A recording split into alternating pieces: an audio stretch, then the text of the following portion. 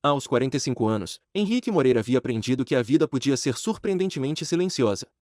Não no sentido de pacífica, mas de uma quietude que incomodava, que pressionava, que escorria pelos dedos e deixava um gosto de vazio. A rotina de Henrique não tinha espaço para distrações. Ele acordava cedo, tomava café sozinho na cozinha pequena do apartamento em que morava desde que o casamento acabou, vestia sua roupa de trabalho e seguia para a firma. Os corredores da empresa, com suas luzes frias e telefones sempre tocando, pareciam menos opressivos que a casa que ele deixava para trás. Mas aquele dia era diferente. Naquele domingo de chuva fina, algo fez Henrique parar diante da janela da sala, olhando para o parquinho do prédio, onde crianças corriam entre poças refletindo as nuvens cinzentas. Ele percebeu que não se lembrava da última vez em que tinha se sentido assim, apenas presente, sem pressa, sem dor. Henrique vivia sozinho, mas não totalmente. Morava com ele Sofia, a gata cinza que insistia em se enfiar debaixo da coberta mesmo nos dias mais quentes, e um velho cachorro chamado Tobias, que parecia entender cada pausa e suspiro do dono. Eles eram companhia silenciosa, mas constante, e Henrique se agarrava a eles como se fossem âncoras que impedissem seu mundo de desabar. O telefone tocou. Era Beatriz, a filha de 20 anos que estudava fora da cidade. Henrique sentiu o peso da ausência dela a cada palavra digitada e cada silêncio ao telefone. Pai, você está bem? Não some, tá? Ele sorriu com tristeza, sabendo que, por mais que quisesse dizer que sim, a verdade era mais complicada. Algumas semanas antes, Henrique tivera um colapso em casa. Um incêndio havia começado na cozinha, causado por um curto-circuito, e ele mal conseguiu salvar alguns objetos antes que os bombeiros chegassem. Nada muito dramático, nada digno de notícia, mas o suficiente para deixar marcas invisíveis. O cheiro de fumaça persistia nos cantos da cozinha, e cada vez que acendia o forno, sentia uma pontada de medo que não conseguia explicar. A rotina continuava, mas Henrique se tornará cauteloso, quase esquizofrenicamente atento ao fogo, à eletricidade, ao perigo invisível que podia surgir a qualquer momento. Era como se cada objeto, cada utensílio, fosse um lembrete silencioso de vulnerabilidade, e ele passava horas reorganizando gavetas, checando tomadas, verificando alarmes de fumaça como se isso pudesse conter a ansiedade que o assombrava. Foi nesse contexto que surgiu Clarice. Ela não era psicóloga, nem enfermeira, nem terapeuta infantil, ela era florista e restauradora de memórias, alguém que transformava lembranças em pequenos rituais de vida. Clarice tinha cabelos negros curtos, olhos que pareciam sempre enxergar além, e uma voz que conseguia tornar o silêncio suportável. Ela aparecerá por recomendação de um amigo, sugerindo que alguém ajudasse Henrique a reorganizar os objetos que sobreviveram ao incêndio. Não é sobre limpeza, é sobre recuperar pedaços de você que você nem percebeu que perdeu, ele lembrava que o amigo havia dito. No primeiro dia, Clarice chegou com caixas, sacolas e um olhar curioso. Henrique sentiu-se desconfortável, ele não gostava de pessoas entrando em seu espaço, especialmente agora. Mas havia algo na calma dela que o fez permitir que seguisse. Ela começou examinando as paredes, os móveis, os objetos queimados.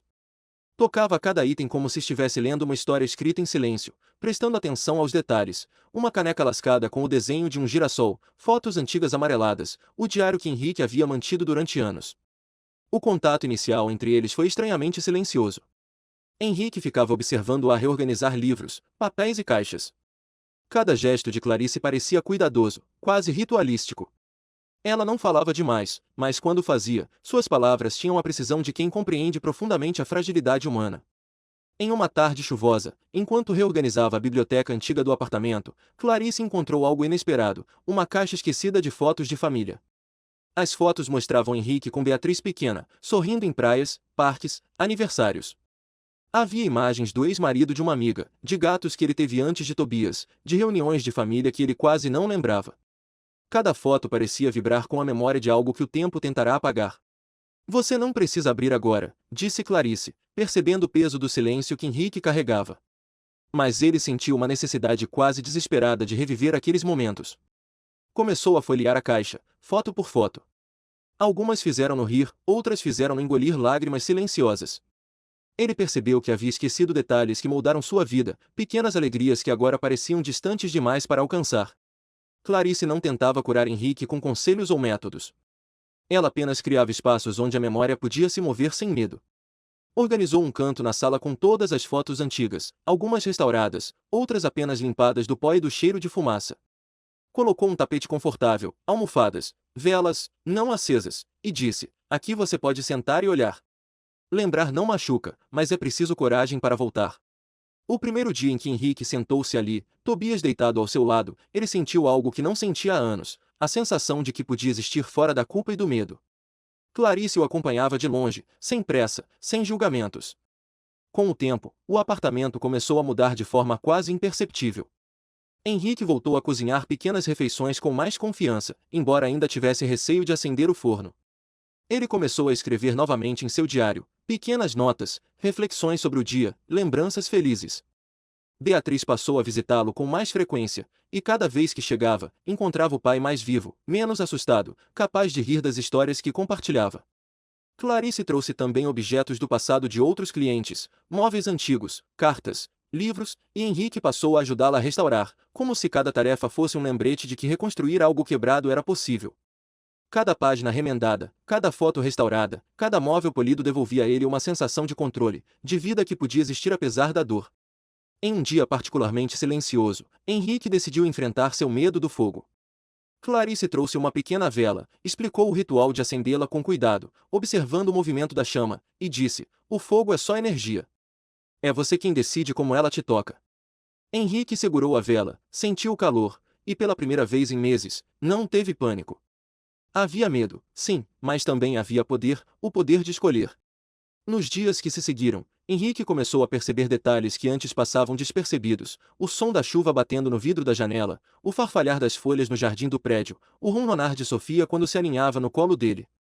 Cada gesto simples, cada som cotidiano, começou a preencher o silêncio que antes oprimia. Ele começou a notar pequenas histórias da vizinhança, observando a vida ao redor do prédio, os risos das crianças, a discussão do casal idoso que morava no andar de cima, os passos de alguém correndo para não se atrasar para o trabalho. Cada fragmento de vida parecia um lembrete de que, apesar da perda e da dor, o mundo ainda existia e ainda oferecia algo para quem estivesse disposto a perceber. Meses depois, Clarice propôs algo que Henrique jamais imaginara: uma exposição pequena, privada, com as fotos restauradas, objetos recuperados e histórias escritas por ele. Convidou amigos, vizinhos, familiares. Henrique sentiu-se vulnerável, mas aceitou. A exposição foi um sucesso silencioso. Pessoas riam, choravam, reconheciam suas próprias histórias em cada canto. Henrique percebeu que não estava apenas recuperando o que perdeu, mas mostrando que as pequenas tragédias do cotidiano podiam ser transformadas em beleza, lembrança e vida. No último dia de sua permanência, Clarice disse algo que Henrique nunca esqueceria: "Não é sobre apagar o que foi, Henrique. É sobre escolher continuar, mesmo quando tudo parece quebrado. A vida nunca para, e você também não precisa." Henrique olhou para Tobias e Sofia, a gata, sentiu Beatriz sorrindo ao seu lado, e pela primeira vez em muito tempo, sentiu que o silêncio não era inimigo, era apenas um espaço esperando para ser preenchido com memórias, escolhas e amor. O fogo, o medo, a solidão, tudo ainda existia, mas agora havia algo mais: a coragem de viver o presente, com a certeza de que, mesmo no cotidiano mais simples, ainda podia existir beleza, luz e esperança. Nos meses seguintes, Henrique se permitiu pequenas aventuras que antes jamais ousaria. Saiu para caminhar ao amanhecer, registrando com fotos e pequenas anotações a mudança de luz sobre os prédios, o cheiro do pão fresco na padaria, a interação dos vizinhos que ele antes ignorava. Começou a escrever cartas para pessoas que haviam feito diferença em sua vida e nunca receberam agradecimento.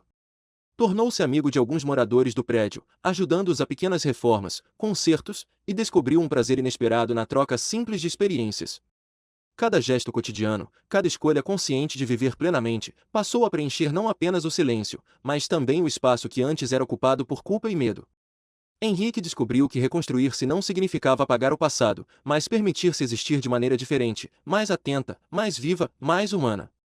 E, assim, nos pequenos gestos e nas lembranças restauradas, ele encontrou, finalmente, a paz que acreditava ter perdido para sempre, provando que mesmo após o caos, é possível renascer no cotidiano e nas pequenas coisas.